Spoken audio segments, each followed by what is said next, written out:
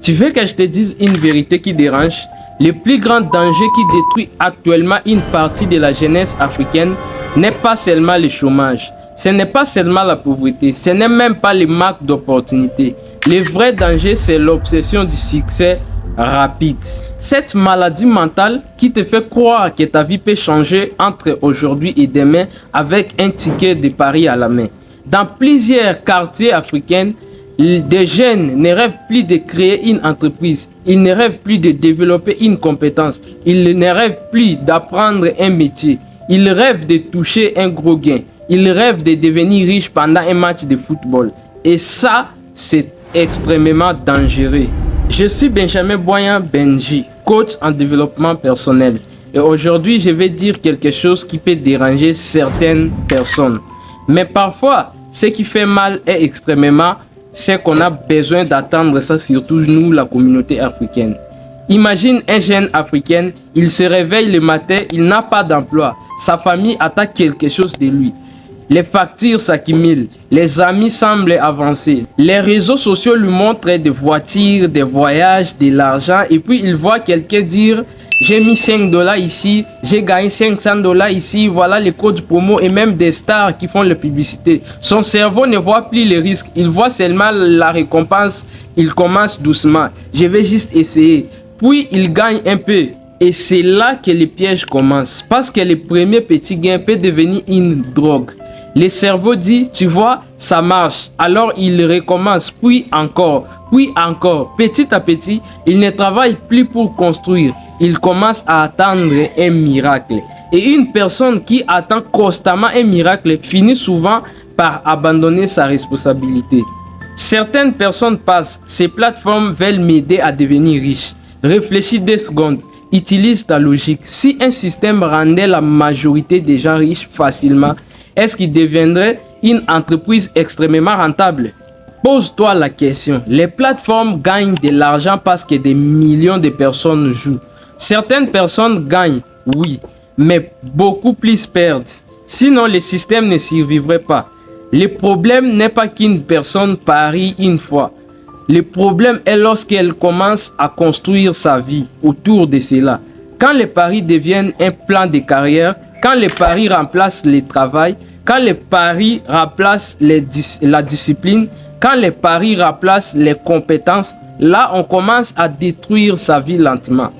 Regardons la réalité. Dans plusieurs villes africaines, tu trouves des groupes de jeunes devant des téléphones, devant des machines. Ils analysent des matchs pendant des heures. Ils connaissent tous les joueurs, toutes les statistiques, toutes les équipes. Mais demande-leur quel livre as-tu lu cette année? Quelles compétences développe-t-il? Quel projet construit-il? Silence. Et ça me fait mal, moi vraiment. Parce que notre continent n'a pas besoin d'une génération de chasseurs de miracles. L'Afrique a besoin de baptiseurs, elle a besoin de créateurs, elle a besoin des entrepreneurs, elle a besoin d'ingénieurs, elle a besoin d'agriculteurs modernes, elle a besoin de leaders, elle a besoin de jeunes capables de résoudre des problèmes, des vrais problèmes. Parce qu'un continent ne se développe pas avec des tickets de paris, il se développe avec des cerveaux disciplinés. Le problème n'est pas seulement l'argent perdu. L'argent peut revenir. Mais certaines choses perdues ne reviennent jamais facilement. Le temps perdu, la confiance perdue, la motivation perdue, les relations détruites, la paix intérieure. Certains jeunes commencent à mentir à leurs parents. Ils empruntent de l'argent, ils vendent des choses, ils cachent des dettes. Tout ça pour poursuivre une victoire qui n'arrive jamais comme ils l'imaginaient. Et le plus triste, ils continuent à croire. La prochaine fois sera la bonne. La prochaine fois, en tout cas, cette match ici. Pendant que leur vie avance sans eux.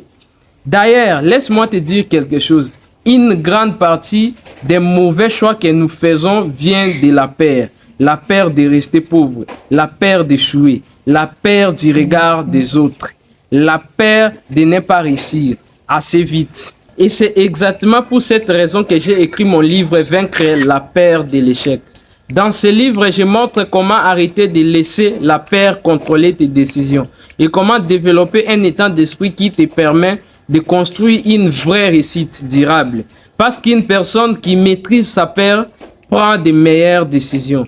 Les liens est dans la description. Maintenant, quelqu'un dira, Benjamin, coach Benji, alors qu'est-ce qu'on peut faire? Je vais te répondre. Arrête de chercher une porte magique. Cherche une compétence.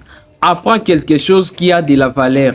Apprends le commerce. Apprends une langue. Apprends le marketing.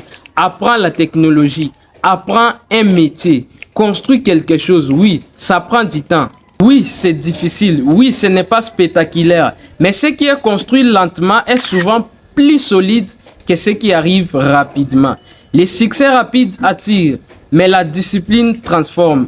Je vais finir avec quelque chose.